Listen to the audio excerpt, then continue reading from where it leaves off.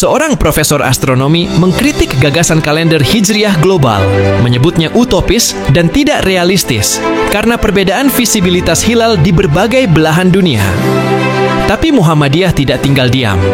Muhammadiyah menjawab dengan tenang, justru kalender Hijriah global adalah upaya menyatukan umat Islam sedunia, bukan hanya soal hilal tampak atau tidak, tapi soal komitmen terhadap ilmu pengetahuan dan kepastian waktu ibadah.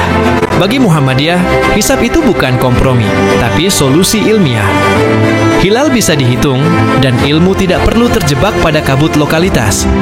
Kalau dunia bisa punya kalender Masehi yang satu, kenapa umat Islam harus terus terpecah karena beda ru'yat? Kalender global bukan soal membuang tradisi, tapi tentang membangun masa depan.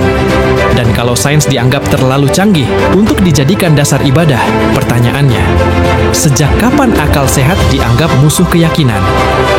Bagi yang masih bingung, sebenarnya inti dari kalender Hijriah global itu sederhana. Agar umat Islam di seluruh dunia bisa puasa, lebaran, dan wukuf bareng di hari yang sama. Bukan tiap tahun saling tanya, negaramu lebarannya kapan? Lalu kenapa pakai hisab? Bukan nunggu hilal dilihat mata. Karena hisab itu pakai data, pakai rumus, pakai akal.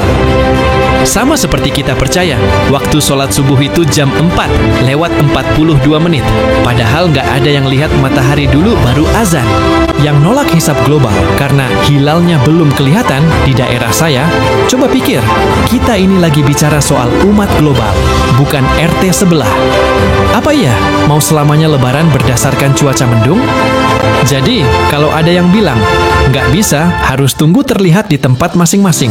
Itu seperti ngomong, saya nggak percaya jadwal kereta, saya tunggu aja suara peluitnya baru saya berangkat. Kalau kita sepakat bahwa waktu itu bisa dihitung dengan pasti, kenapa waktu ibadah justru harus diragukan? Lalu ada yang bilang, kami tetap pakai ruqyat, itu sunnah Nabi. Betul. Tapi jangan lupa, Nabi juga naik unta, bukan naik mobil saat ke masjid. Sunnah itu semangatnya, bukan bentuknya yang harus dilestarikan mentah-mentah. NU, dengan segala hormat, tetap kukuh pada metode ruqyat lokal. Padahal, zaman sekarang, kita bisa melihat bulan dari teleskop canggih, dari citra satelit, bahkan dari data NASA. Tapi tetap saja ada yang ingin melihat dengan mata, meski mendung atau posisi geografis tak memungkinkan.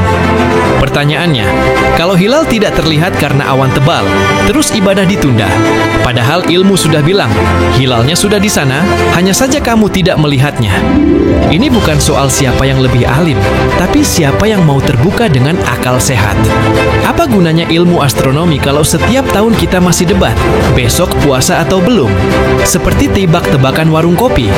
Kalau memang khawatir umat terpecah, justru kalender Hijriah global itulah jalan pemersatu.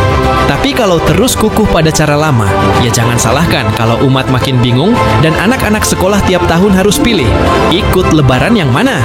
Kalau umat Islam serentak satu waktu saat sholat menghadap kiblat, kenapa untuk puasa dan lebaran malah beda-beda niat?